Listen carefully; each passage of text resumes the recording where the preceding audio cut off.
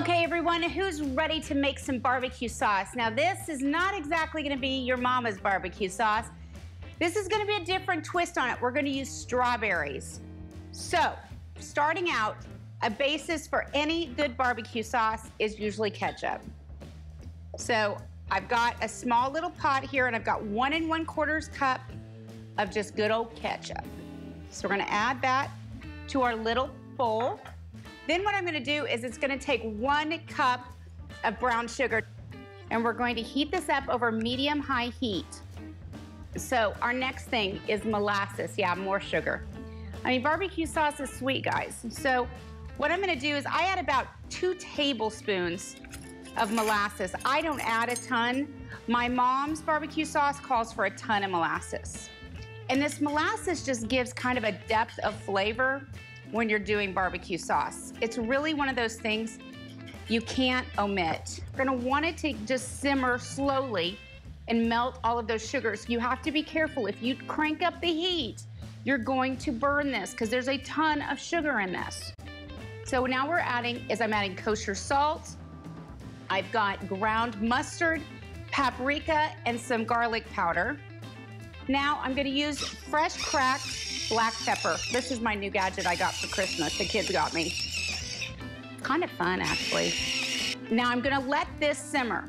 I'm gonna show you what we do here is we've got a little strainer and a bowl.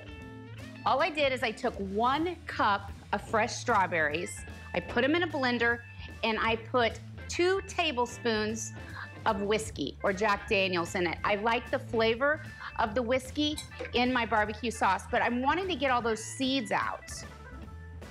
So I'm gonna run it through a really fine mesh strainer because all I want is I'm wanting to get the juice of the strawberries. Now we're gonna pour in, this is, I would say, about 1 cup of strawberry juice.